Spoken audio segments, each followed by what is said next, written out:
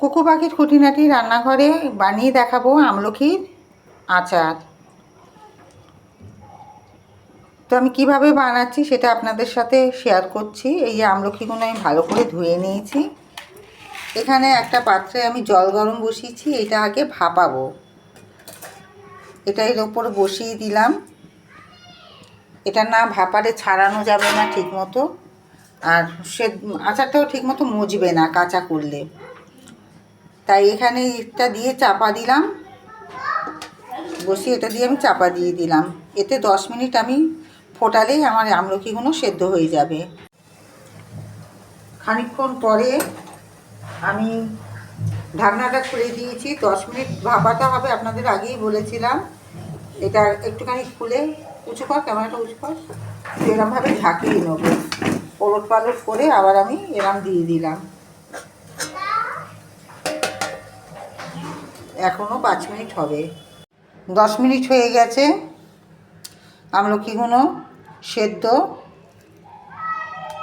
এই দেখুন, আপনাদের দেখাচ্ছি, এই দেখুন। এটাকে আমি আরও 10 মিনিট ভাপেতে রেখে দেবো দমে। তারপরে এইভাবে ছাড়িয়ে নেবো। এরমভাবে করলেই এই বীজগুলো সব বেরিয়ে যাবে, তারপর ছাড়িয়ে নেবো। আমলকিগুলো সেদ্ধ করে এইভাবে ছাড়িয়ে নিয়েছি। নিয়ে আমি কড়াই বসিয়েছি। কড়াইতে সামান্য একটু তেল দিয়েছি। তেল দিয়ে 5 ফোড়ন ফোড়ন দিয়েছি। 5 ফোড়ন ফোড়ন দিয়ে এবার আমি এগুলো ছেড়ে দেবো।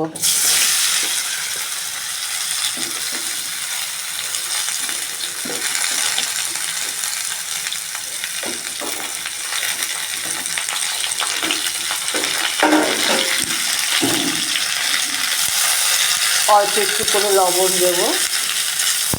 লবণ দিয়ে নেড়ে চেড়ে হালকা একটুখানি জলের ছিটা দিয়ে আমি চাপা দেবো।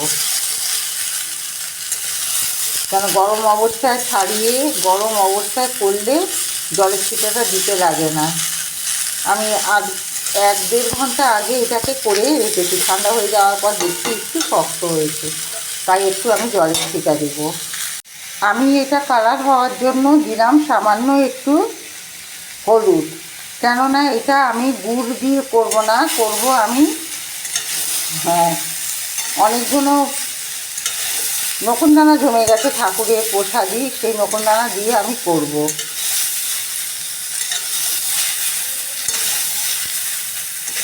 যার জন্য কালারটা হওয়ার জন্য আমি দিলাম একটু হলুদ। সামান্য একটু জল দিয়ে আমি এখন চাপা দেবো।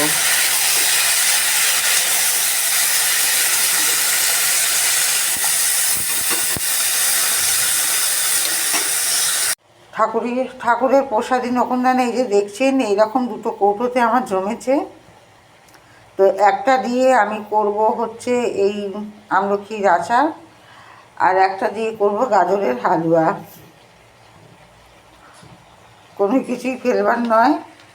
আগেকার বাচ্চারা প্রসাদ ঠাকুরের থালা থেকে প্রসাদ তুলে খেয়ে নিত, এখনকার বাচ্চারা খেতে চায় না। যার জন্য এখন আর ফেলা হয় না। এগুলোটা আর আমিষে খাওয়া হবে না, এমনি বাটিতে করে নিয়ে শুকনো শুদ্ধভাবে এইসব আচার খায়। ভাতের পাতে তো আর এই আচার খায় না। তো আমি যার জন্য চিন্তা ভাবনা করলাম যে এইগুলো দিয়ে আচার বানিয়ে নিই।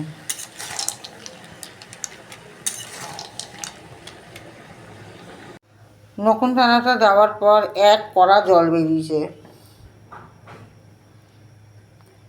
যার জন্য এটা তো আমাকে এখন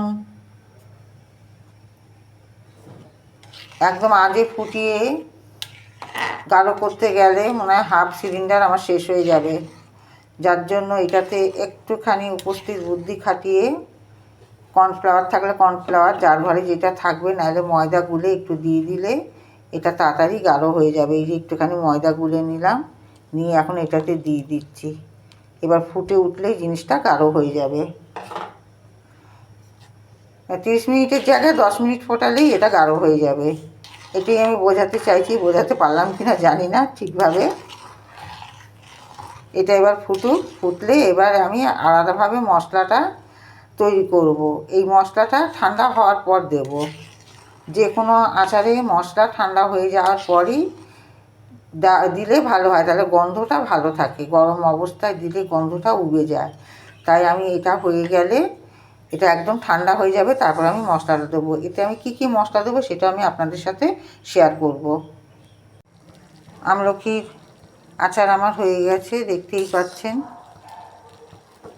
একদম গাঢ় গাঢ়, একদম গাঢ় গাঢ় আমি নাবাইনি, এটা ঠান্ডা হলে আর একটু জমবে, যার জন্য এখন এই অবস্থায় আমি নামিয়ে দিচ্ছি। ঠান্ডাটা হলে দেখব কতটা কি জমেছে, নাহলে আর একবার আমি জাল দিয়ে নেব এটা। আর হচ্ছে এরপরে ঠান্ডা হলে আমি মশলাটা দেব। এই মশলাটা হচ্ছে আমলকির আচারের মশলা। তো আমি প্রথম থেকে আমি আপনাদের দেখাতে পারিনি। এর মধ্যে আছে হচ্ছে ধনে, জিরে, শুকনো লঙ্কা, আর আছে মেথি, আর রয়েছে সর্ষে। এইগুলোকে মিক্সড করে আমি ভেজেছি, শুকনো কড়াই ভেজে গুঁড়ো করেছি। এই মশলাটা আমি কিভাবে করলাম আমি মুখে বলে দিলাম, সম্পূর্ণ আমি দেখাতে পারলাম না বলে আমি দুঃখিত। কারণ প্রচণ্ড কাজের প্রেশার, এই প্রেশারের মধ্যে আমি এইসবগুলো নিয়ে বসছি, তো টুকটুক করে করছি। তো এর মধ্যে আমি খানিকটা মিলিয়ে দিয়েছি, আর খানিকটা আমার বেঁচেছে। আমি ঠান্ডা অবস্থায় এইসব মশলা দিই, আর যে কোনো আচারেতেই, তার গন্ধটা ঠিক থাকে। গরম অবস্থায় দিলে গন্ধটা উবে যায়, যার জন্য আমি গরম অবস্থায় দিইনি, ঠান্ডা অবস্থাতেই আমি এই মশলাটা এর মধ্যে দিয়ে দিলাম। এই ছিল আমার আমলকি আচারের ভিডিও।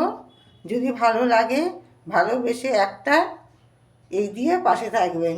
সবাই ভালো থাকবেন, সুস্থ থাকবেন। রাধে রাধে।